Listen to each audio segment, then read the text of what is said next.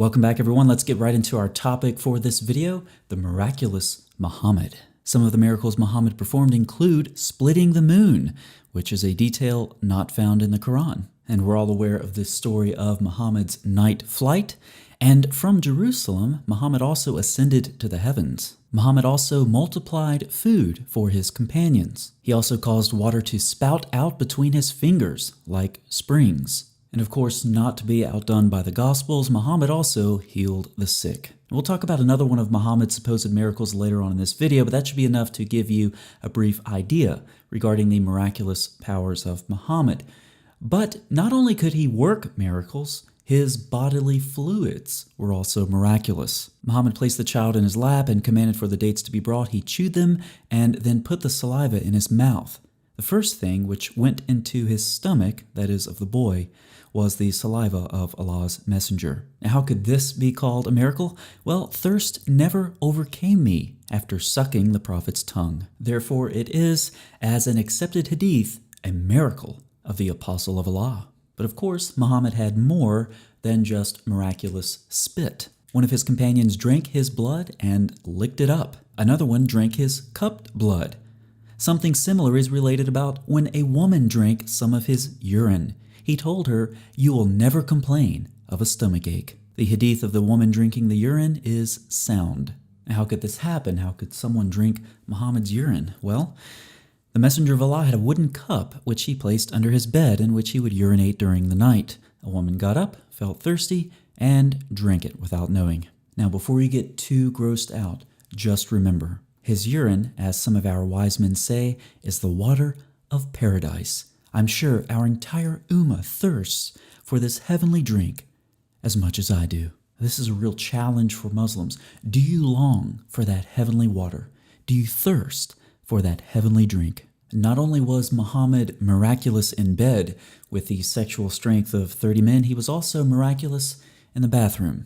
When he wanted to defecate, the earth split open and swallowed up his feces and urine, and it gave off a fragrant smell. So this is how you would know as one of the companions if Muhammad relieved himself. You see some fresh dirt from where the earth had just swallowed it up, and you also smell something fragrant. Now let's turn to the Quran and see what Allah as well as Muhammad's contemporaries have to say, both about Muhammad's miraculous powers and his miraculous bodily fluids. In Surah 2:118, Muhammad's contemporaries ask for a sign, and the signs seem quite mundane. Surah 2:164 talks about clouds and animals and changing of the winds. There are signs for people who understand. Again, why has not a sign been sent down to him from his Lord? Because he is only a plain warner. From Surah 10, why is not a sign sent to him from his Lord? Say the unseen is only for Allah, therefore wait. Surely I too, with you, am of those who wait. Surah 11, you are only a warner. Surah 13, why has not a sign been sent down upon him from his Lord? He's only a warner and a guide. Verse 27, once again, why is not a sign sent down? Surah 15, he is only a plain warner. Surah 17, and nothing could have hindered us that we should send signs except that the ancients rejected them. Remember the miracle where Muhammad causes water to gush forth from his hands? Well, that's interesting because the contemporaries of Muhammad don't seem to know anything about this. We will by no means believe in you until you cause a fountain to gush forth from the earth for us. Now, speaking of later developments, the story about Muhammad and his night flight going to heaven, well, the contemporaries didn't know anything about that. They asked for a sign that he should ascend into heaven. Moving on to Surah 20, why does he not bring a sign? Let him bring to us a sign as the former prophets were sent. Say, I am only a plain warner. Surah 26, he's a plain warner. Surah 27, he's one of the warners. Surah 29, why are not signs sent down upon him? Say, I am only a plain warner. Are you getting the point yet, Muslims? Muhammad did not perform miracles. He was only a plain warner. Surah 34, Surah 35, he is not but a warner. Surah 38, I am only a warner.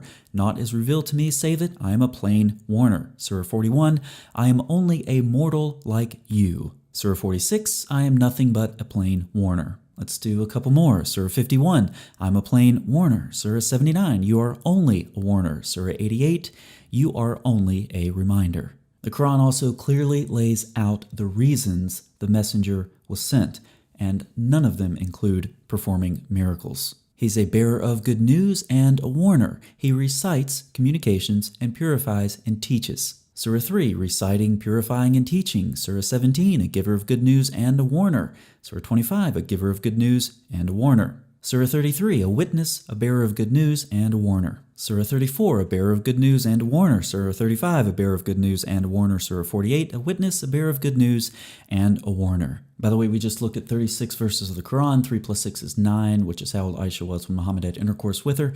As far as I'm concerned, that's a miracle. Let's look at one more miracle attributed to Muhammad. He foretold the future. Let's go back to the Quran. We'll see that Muhammad does not know the future, also known as the unseen. Surah 6, nor do I know the unseen. Surah 7, had I known the unseen, I would have had much of good and no evil would have touched me.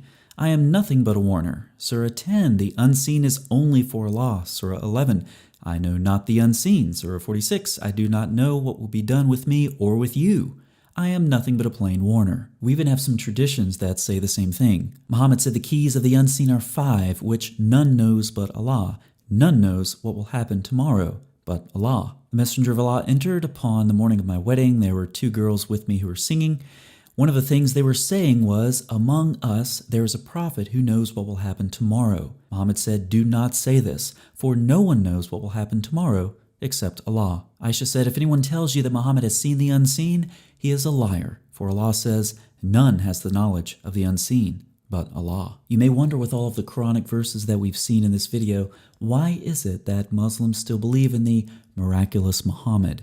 The reason seems clear to me. Muslims pretend to hold Allah and the Quran as their highest authority, but in reality, Islam is all about a man and the legends that surround him. And if believing in those legends contradicts the Quran, well, that's not really a problem at all, as long as the beliefs sufficiently exalt the true God of Islam, Muhammad. Thanks for watching.